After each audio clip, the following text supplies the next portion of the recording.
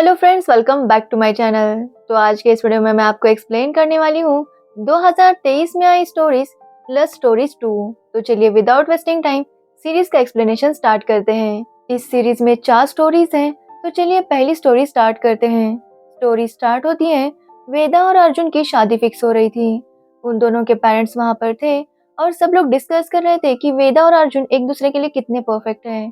दोनों को चाइनीज खाना पसंद था और साथ ही दोनों को ट्रेकिंग करना भी बहुत पसंद था। इसलिए फैमिली वाले कहते हैं कि इन दोनों की पसंद इतनी मिलती है तो इनमें कभी भी कोई प्रॉब्लम नहीं होगी। अर्जुन और वेदा भी शादी से बहुत ज्यादा खुश थे, इसलिए फैमिली वाले डिसाइड करते हैं कि जल्दी वो शादी की तारीख डिसाइड करेंगे। तभी वहाँ पर वेदा की दादी आती है। उनका कहना था कि उन्होंने कुंडली तो मिला दी, लेकिन और भी कुछ चेक करना बाकी है। दादी का कहना था कि उन दोनों को सेक्स करके भी देखना चाहिए, क्योंकि शादी के बाद अगर सेक्स अच्छा ना हो तो कपल्स खुश नहीं रहेंगे। दादी की ये बात सुनकर फैमिली वाले सारे शॉक हो जाते हैं। दादी कहती है नूडल्स खाने से या ट्रेकिंग पर जाने से उनकी मैरिड लाइफ अच्छी नहीं होगी।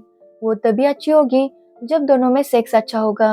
वेदा और अर्जुन ये सब सुनकर काफी ज्यादा हंस रहे थे, लेकिन उनके फैमिली वाले काफी ज्यादा टेंशन में आ गए थे। रात को वेदा दादी के पास जाती है और उनसे पूछती है कि उन्होंने ऐसी बात क्यों की, लेकिन दादी का कहना था कि सभी लोग इन बातों को इग्नोर कर देते हैं, जबकि ये बात बहुत ज्यादा इम्पोर्टेंट होती है। दादी कहती है अगर उन दोनों को शादी के बाद पता चला कि वो एक दूसरे के लिए कॉम्पैटिबल नहीं है तो क्या होगा। दोनों ही घुट घुट कर जिएंगे या फिर डिवोर्स ले लेंगे। अब इससे अच्छा है कि वो पहले ही सब कुछ ट्राई कर ले। वेदा पूछती है कि उनकी अरेंज मैरिज हुई थी, फिर भी वो इतनी फॉरवर्ड कैसे हैं। दादी बताती है कि अरेंज मैरिज घर वालों के लिए थी। उन्होंने दादाजी के साथ खेतों में ये सब कुछ बहुत बार ट्राई किया था। उन दोनों की सेक्स लाइफ इतनी बढ़िया थी कि अगर दादाजी जिंदा होते तो आज भी वो लोग काफी ज्यादा खुश होते। वेदा ये सब सुनती है और शर्मा कर वहाँ से चली जाती है। जिसके बाद वेदा और अर्जुन डिसाइड करते हैं कि वो शादी से पहले एक बार ट्राई जरूर करेंगे। वेदा और वो दोनों ही झूठ बोलते हैं कि वो एक फेयरवेल पार्टी में जा रहे हैं। जिसके बाद वो एक होटल में चले जाते हैं और वहाँ पर इंटीमेट होते हैं। तो वही वेदा के पापा दादी पर काफी ज्यादा गुस्सा थे कि उन्होंने ऐसी बात की, लेकिन दादी कहती है कि उनके बेटे के वक्त भी उन्हें ऐसी बात करनी चाहिए थी। दादी कहती है उन्हें पता है कि उन दोनों की सेक्सुअल लाइफ कितनी अच्छी है। दादी अपने बेटे से कहती है कि उसकी उम्र 52 है और वेदा की मम्मी की उम्र 48, फिर भी वो दोनों साथ नहीं सोते। दादी कहती है कि सिर्फ बच्चे पैदा करने से सब कुछ हो गया, ऐसा नहीं होता। वो नहीं चाहती कि वेदा और अर्जुन की मैरिड लाइफ भी इन दोनों की तरह हो। ये कहकर दादी वहाँ से चली जाती है, लेकिन वेदा के मम्मी पापा सोच में पड़ जाते हैं। अगले दिन वेदा वापस आती है और दादी उसे एक्सपीरियंस पूछती है। वेदा कहती है कि उसने काफी एंजॉय किया, लेकिन वो थोड़ी टेंशन में भी थी, जिसकी वजह से शायद वो पूरी तरह से सेटिस्फाई नहीं हो पाई। दादी कहती है कि ये बात अर्जुन को पता है या नहीं। वेदा बताती है कि उसने अर्जुन को कुछ भी पता नहीं चलने दिया, लेकिन दादी का कहना था अर्जुन को पता होना चाहिए कि वेदा उससे सेटिस्फाइड है या नहीं, नहीं तो अर्जुन बस यही सोचता रहेगा कि वेदा उससे खुश है या नहीं। जिसके बाद वेदा डिसाइड करती है कि वो दोनों फिर एक बार ट्राई करेंगे। नेक्स्ट टाइम दोनों टेंशन फ्री होकर ट्राई करते हैं और उन्हें समझ आ गया था कि वो दोनों एक दूसरे के लिए कॉम्पैटिबल है। वो दोनों एक दूसरे से प्यार करते हैं और अब वो शादी करने के लिए पूरी तरह से तैयार थे। जिसके बाद उनकी शादी की डेट फिक्स हो जाती है और दोनों खुशी खुशी शादी कर लेते हैं। तो वही वेदा के मम्मी पापा भी उनके बीच खोया हुआ रोमांस वापस लाने की कोशिश कर रहे थे। दादी उन्हें सजेस्ट करती है कि उन दोनों को भी हनीमून पर जाना चाहिए, और यही पर ये पहली स्टोरी एंड हो जाती है। हमारी दूसरी स्टोरी स्टार्ट होती है इशिता नाम की लेडी से, जो माइग्रेन की वजह से घर जल्दी जा रही थी। तभी उसकी फ्रेंड का उससे कॉल आता है और वो इशिता को बताने लगती है कि उसकी लाइफ में कितने प्रॉब्लम्स हैं। लेकिन इशिता कहती है कि उसका सर बहुत दुख रहा है और उसे घर जाकर सोना है। जिसके बाद वो घर आती है और घर के अंदर आते ही उसे एक मिरर में उसकी काम वाली दीदी सीमा दिखाई देती है। इशिता जब ठीक से देखती है तो सीमा किसी के साथ सेक्स कर रही थी। ये देखकर इशिता काफी डर जाती है और फिर से डोर लॉक करके बाहर आ जाती है। जिसके बाद वो अपने फ्रेंड को कॉल करती है और उसे बताती है कि सीमा दीदी उसके बेड पर सेक्स कर रही है। उसकी फ्रेंड का कहना था कि इशिता को जल्द से जल्द सीमा को घर से बाहर निकालना चाहिए, लेकिन इशिता ऐसा कुछ भी नहीं करती। थोड़ी देर बाद वो आदमी वहाँ से चला जाता है।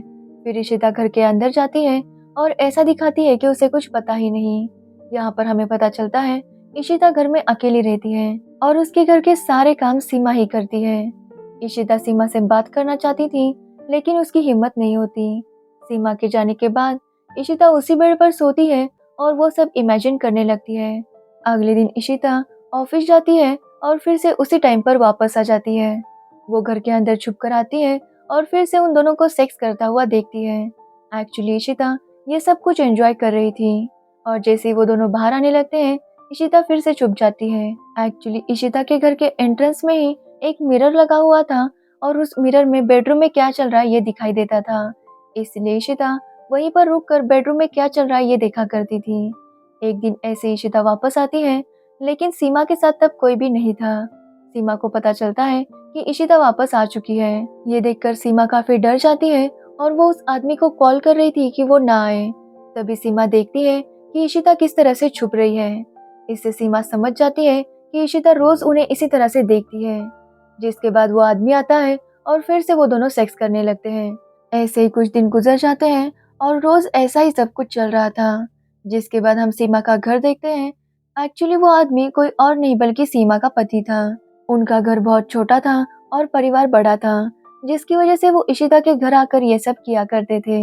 एक दिन इशिता रोज की तरह उन दोनों को देख रही थी, तभी उसके हाथ से कुछ गिर जाता है और सीमा के पति को पता चलता है कि इशिता उन्हें देख रही है। इशिता पकड़ी गई थी, इसलिए वो उन दोनों पर चिल्लाने लगती है कि वो दोनों ऐसा क्यों करते हैं। उसके घर में आकर ये सब करने की उनकी हिम्मत कैसे हुई। सीमा का पति इशिता से माफी मांगने लगता है, लेकिन सीमा काफी ज्यादा गुस्सा थी। वो इशिता से कहती है उसे पहले से पता था कि वो दोनों ये सब करते हैं। वो अपने पति को बताती है कि इशिता रोज उन्हें इसी तरह से देखा करती थी, लेकिन इशिता भी बहुत गुस्सा होती है और सीमा को काम से निकाल देती है। इशिता सीमा से कहती है कि वो उसे कहीं पर भी काम मिलने नहीं देगी। तो वही सीमा भी कहती है कि वो भी सबको बताएगी कि इशिता किस तरह से उन्हें छुपकर देखा करती थी। दोनों ही एक दूसरे से काफी गुस्सा थे और दोनों ही काफी ज्यादा परेशान थे। जिसके बाद इशिता दूसरी काम वाली बाई रख लेती है और सीमा को भी दूसरी जगह काम मिल जाता है। तो वही सीमा का पति सीमा से नाराज था क्योंकि उसने उसे कुछ भी नहीं बताया था। वो सीमा से पूछता है कि उसे पता था कि इशिता उन्हें देखा करती है, फिर भी वो ये सब क्यों कर रही थी। लेकिन सीमा के पास इसका कोई भी जवाब नहीं था। जिस पर सीमा का पति पूछता है कि क्या ये सब करने से सीमा को मजा आ रहा था, जिस पर सीमा हाँ कहती है। कुछ दिन ऐसे ही बीत जाते हैं और फिर से सीमा और इशिता की सब्जी लेते वक्त मुलाकात होती है। दोनों एक दूसरे से बात नहीं कर पा रही थी, लेकिन बाद में दोनों ही बात करने लगती है। सीमा और इशिता दोनों एक दूसरे को सॉरी कहते हैं, क्योंकि जो कुछ भी हुआ था उसमें उन दोनों की गलती थी। इशिता चाहती है कि जैसा पहले चल रहा था वैसा ही सब कुछ हो। वो चाहती है कि सीमा वापस उसके यहाँ काम पर आए, इसलिए वो सीमा को घर की चाबी दे देती है। जिसके बाद हम देखते हैं इन तीनों का वही सब कुछ शुरू होता है और यहीं पर यह स्टोरी एंड हो जाती है। हमारी तीसरी स्टोरी स्टार्ट होती है विजय नाम के आदमी से, जो एक लड़की से मिलने जा रहा था। विजय जब रास्ते में था तभी उसके ऑफिस से उसे कॉल आता है और उसे पता चलता है कि उसके ससुर ने एक अर्जेंट मीटिंग बुलाई है। एक्चुअली विजय जिस कंपनी में काम करता है उसका ओनर उसका ससुर है। विजय ये सुनकर काफी गुस्सा होता है कि उसके ससुर ने बिना उससे पूछे मीटिंग अरेंज की। जिसके बाद विजय अपनी वाइफ अंकिता को कॉल करता है और उसे डांटने लगता है कि वो कंपनी के सारे काम करता है, फिर भी उसके पापा बिना उससे पूछे कुछ भी करते हैं। लेकिन अंकिता कहती है ये सारी बातें वो डायरेक्टली उसके पापा से करे। ये कहकर अंकिता फोन कट कर देती है। तो वही विजय उसी लड़की से बात कर रहा था जिससे वो मिलने जाने वाला था। विजय उससे कहता है कि आज वो उससे मिलने नहीं आ सकता, लेकिन वो लड़की विजय को सेड्यूस करने लगती है और उसे देखने के चक्कर में विजय का एक्सीडेंट हो जाता है। विजय की कार काफी ज्यादा डैमेज हो चुकी थी, इसलिए वो यहाँ वहाँ गैरेज ढूंढने लगता है। तभी उसे एक लड़का दिखाई देता है जो साइकिल पर से कहीं जा रहा था। विजय उससे लिफ्ट लेता है और एक गैरेज के पास चला जाता है। वहाँ से वो एक मैकेनिक को भेजता है, लेकिन मैकेनिक का कहना था कि वो पार्ट्स उसके पास अवेलेबल नहीं है। लेकिन विजय कहता है कि वो थोड़ी सी कोशिश करेगा तो उसकी कार स्टार्ट हो जाएगी। जिसके बाद विजय एक कैफे ढूंढता हुआ आगे चला जाता है। तभी वहाँ पर उसे एक कम्युनिटी सेंटर दिखाई देता है जहाँ पर लोग डांस कर रहे थे। विजय जब अंदर जाकर देखता है तो वहाँ पर एक शांति नाम की लड़की थी जो सबको डांस सिखा रही थी। विजय शांति से बात करना चाहता है, लेकिन शांति विजय से बात नहीं करना चाहती। विजय शांति से कहता है कि 10 साल पहले वो कहाँ चली गई थी। यहाँ पर हमें पता चलता है कि शांति विजय की पहली पत्नी थी, लेकिन 10 साल पहले वो अचानक एक दिन गायब हो गई और विजय को लगा कि उसकी मौत हो गई है। शांति विजय से कहती है कि वो उसे भूल जाए और यहाँ से चला जाए, लेकिन विजय सब जानना चाहता था। तभी वहाँ पर इंदर नाम का एक आदमी आता है जो इंस्पेक्टर था। इंदर विजय से कहता है कि वो शांति से दूर रहे और यहाँ से जल्द चला जाए, लेकिन विजय उसकी बातों को इग्नोर कर देता है। इंदर के जाने के बाद विजय शांति के साथ उसके घर आता है। वो शांति के साथ रोमांस करने की कोशिश कर रहा था, लेकिन शांति उसे ऐसा करने नहीं देती। शांति के कपड़े खराब हो गए थे और जब वो ड्रेस चेंज करने जाती है तो विजय उसे चुपकर देख रहा था। शांति के आने के बाद विजय फिर से उससे पूछता है कि वो 10 साल पहले कहाँ चली गई थी। शांति बताती है कि वो 10 साल पहले एक नर्सिंग होम गई थी और वहाँ पर कार में बैठे कपल ने उसकी मदद मांगी। शांति उनकी मदद करने के लिए उनके साथ कार में बैठ गई, जिसके बाद क्या हुआ ये उसे बिल्कुल भी याद नहीं। जब उसे होश आया तो वो यहाँ पर थी। विजय पूछता है कि वो वापस क्यों नहीं आई, लेकिन शांति बताती है कि शायद वहाँ पर उसे कोई मारना चाहता था, इसलिए शांति वहाँ पर वापस नहीं आई। ये सुनकर विजय काफी शॉक था कि शांति को कौन मारना चाहता होगा।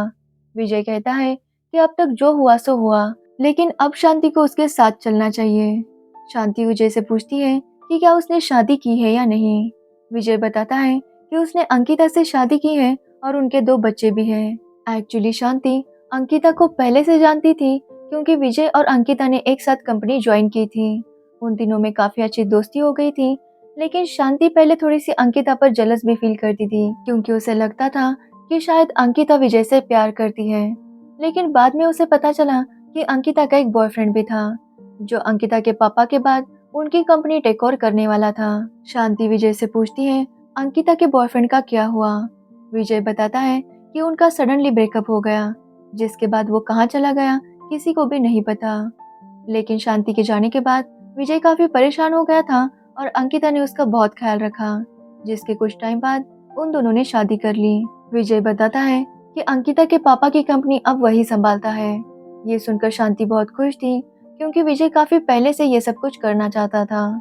शांति कहती है कि वो विजय के लिए काफी खुश है, क्योंकि उसका सपना पूरा हो गया। विजय कहता है कि शांति को भी उसके साथ वापस आना चाहिए। अंकिता शांति को देखकर काफी ज्यादा खुश होगी, लेकिन शांति कहती है कि शायद उसे अंकिता ने मारा है। एक्चुअली अंकिता पहले से विजय से प्यार करती थी और वही शांति को अपने रास्ते से हटाना चाहती थी, इसलिए उस कपल को अंकिता ने ही भेजा था। शांति बताती है कि उसने 10 साल पहले एक पार्टी दी थी, जहाँ पर सभी लोग आए थे, और तभी शांति को पता चल गया कि वो प्रेग्नेंट है। उसने वो प्रेगनेंसी किट उसी वॉशरूम में रखा था जहाँ पर उसके बाद अंकिता चली गई। अंकिता को पता चल गया था कि शांति प्रेग्नेंट है, और अगर उन्हें बच्चा हो गया तो विजय कभी भी शांति को नहीं छोड़ेगा, इसलिए अंकिता ने ही उस कपल को पैसे देकर शांति को मरवाया। ये सब सुनकर विजय काफी ज्यादा शॉक था। वो शांति से कहता है कि अगर अंकिता ने सच में ऐसा किया है तो उसे सजा जरूर मिलेगी। जिसके बाद विजय और शांति इंटीमेट हो जाते हैं और विजय शांति को सॉरी कहता है। वो कहता है कि वो आउट ऑफ कंट्रोल हो गया था। शांति उसे कहती है कि जब वो पिछली बार आउट ऑफ कंट्रोल हो गया था तो वो प्रेग्नेंट हो गई थी, लेकिन विजय कहता है कि वो चाहे तो प्रेगनेंसी टेस्ट करके देख सकती है। वो उस किट का नाम लेता है, और ये सुनकर शांति काफी ज्यादा शॉक थी, क्योंकि शांति ने विजय को प्रेगनेंसी किट का नाम नहीं बताया था। शांति समझ जाती है कि उसका मर्डर प्लान करने वाला कोई और नहीं बल्कि विजय ही है। जिसके बाद विजय फिर से शांति को मार देता है। वो कहता है कि उसे वो कंपनी चाहिए थी और शांति उसके बीच आ रही थी, इसलिए उसने शांति को मरवाया, लेकिन शांति वहां से बच गई। विजय शांति को मारता है, तभी उनके घर पर इंदर आता है। इंदर को देखकर विजय छुप जाता है और पीछे वाले रास्ते से बाहर निकलता है। जिसके बाद विजय जब कार के पास आता है तो लोग उसकी डेड बॉडी को बाहर निकाल रहे थे। तब विजय को समझ आता है कि वो एक्सीडेंट में ही मर चुका है। तभी वहां पर शांति का भूत आता है और वो भी विजय पर हंसने लगता है, यानी कि शांति ने भूत बनकर अपना बदला ले लिया था। और यहीं पर यह स्टोरी एंड हो जाती है। हमारी लास्ट स्टोरी स्टार्ट होती है एक गांव से, जहां पर एक आदमी कॉन्ट्रैक्ट लेने के लिए जा रहा था। उस आदमी को सब लोग राजा साह कह के बुलाते हैं, क्योंकि वो वहां का जमींदार था। अब उसके पास इतनी पावर नहीं रही, लेकिन उसे लगता है कि वो बहुत ज्यादा पावरफुल है। अब राजा साहब की बात करें तो उनका एक बहुत बड़ा महल है, जहाँ पर वो अपनी वाइफ चंदा और अपने बेटे के साथ रहते हैं। लेकिन राजा साहब का चंदा के साथ रिलेशन बिल्कुल भी अच्छा नहीं था। वो चंदा को काफी टॉर्चर करते, इसलिए चंदा चाहती है कि उसका बेटा इंग्लैंड चला जाए। चंदा जानती है कि यहाँ पर उसका कुछ भी नहीं होगा, लेकिन उनका बेटा अपने पापा की हरकतों से काफी ज्यादा परेशान हो गया था, क्योंकि राजा सा हर औरत पर बुरी नजर डालते। इसकी वजह से उनका बेटा टेंशन में था कि उसके जाने के बाद चंदा का क्या होगा। लेकिन चंदा उसे समझाती है कि उसके जाने के बाद वो भी वहां पर आ जाएगी। लेकिन उनका बेटा जानता है कि राजा सा उसे वहां जाने के लिए पैसे नहीं देंगे। लेकिन चंदा कहती है कि वो पैसों की चिंता ना करे, वो बस पढ़ाई पर फोकस करे और इंग्लैंड जाने की तैयारी करे। जिसके बाद चंदा एक आंटी को कॉल करती है जो ब्रोथेल चलाया करती थी। उनकी बातों से हमें पता चलता है कि चंदा भी पहले एक प्रोस्टिट्यूट थी। जिसके बाद राजा सा ने उससे शादी कर ली और चंदा महल में आ गई। लेकिन उसे लगता है कि वो उस महल से ज्यादा खुश उस ब्रोथेल में थी। चंदा यहाँ पर बस इसलिए रुकी है ताकि उसके बेटे को वो सम्मान मिल सके जो वो डिजर्व करता है। चंदा की आंटी उसे बताती है कि उसके यहाँ की एक लड़की को बीमारी हो गई है। कौन उसे ये बीमारी दे गया ये उन्हें पता नहीं चला।